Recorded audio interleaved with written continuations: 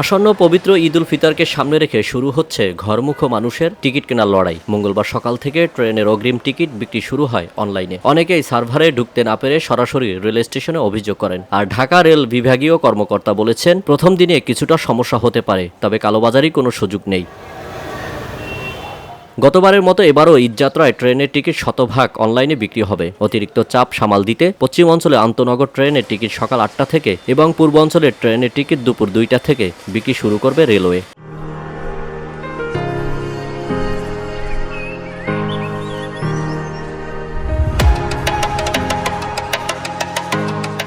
প্রথম দিনে অনেকেই অনলাইনে টিকিট কাটতে না পেরে সার্ভারের সমস্যা নিয়ে অভিযোগ করেন যাত্রীরা। আমি আমার অ্যাকাউন্টে ঢুকছিলাম, অ্যাকাউন্টে রেল সেবা অ্যাপসটা আছে না, আমি অ্যাপসটা দিয়ে আমার অ্যাকাউন্টে ঢুকছিলাম 7:59 ঢোকার সাথে সাথে দেখে টিকিট আছে। আপনার টিকিট সাথে সাথে প্রথমে কিন্তু ঢুকাই নাই, বের করে দিছে। পরে আবার ঢুকার চেষ্টা করছি, ঢোকার সাথে সাথে দেখি টিকিট একটাও নাই। সমস্ত টিকিট 1 মিনিটের ভিতরে কিভাবে গায়েব হয়ে যায়। এই জন্য আমি সরাসরি কাউন্টার আসছি, যে কাউন্টার থেকে 2টা টিকিট সংগ্রহ করে আমি গ্রামে যাব।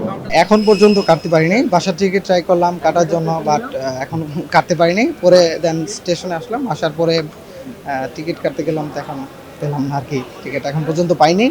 এখন তো সমস্যা, সময়টাও নষ্ট হচ্ছে এবং কি করবে, বাড়িতে যেতে হবে, এখন বুঝতেছি না অ্যাকচুয়ালি কি করবে। স্বস্তিতে ঈদযাত্রায় নিরাপত্তা সহ 40টি স্পেশাল কোচ প্রস্তুত করা হয়েছে বলে জানান ঢাকা বিভাগীয় রেলওয়ে কর্মকর্তা এবিএম কামরুজ্জামান। আমাদের যে পরিমাণ চাহিদা সেই পরিমাণ যোগান আমাদের নাই। আমরা প্রায় ঢাকা থেকে 45,000 টিকিটের মতো মানে সিটের টিকিট আমরা প্রতিদিন দিতে পারি, কিন্তু চাহিদা তো অনেক বেশি।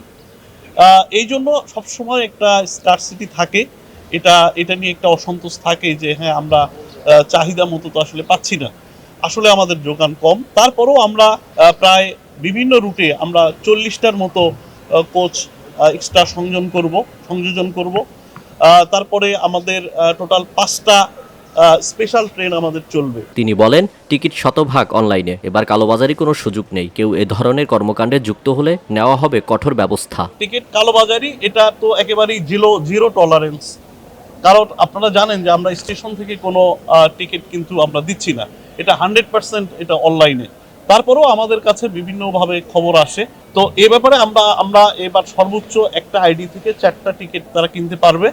এবং আমরা যদি দেখি যে একই নাম্বার থেকে বেশি টিকিট কাটার চেষ্টা করছে, আমরা কিন্তু অটোমেটিক এটাকে ব্লক করে দিব এবং এই ধরনের নাম্বারগুলো আমরা আইন শৃঙ্খলা রক্ষাকারী বাহিনীদেরকে দিব এবং তাদের বিরুদ্ধে তারা ব্যবস্থা নেবে। ঈদে ভোগান্তি এড়াতে রেলওয়ে কর্তৃপক্ষ নিয়েছেন কয়েক ধরনের ব্যবস্থা। নিরাপত্তা আর কঠোর নজরদারিতে মাঠে থাকছে গোয়েন্দা সংস্থা ও আইন শৃঙ্খলা বাহিনীর সদস্যরা।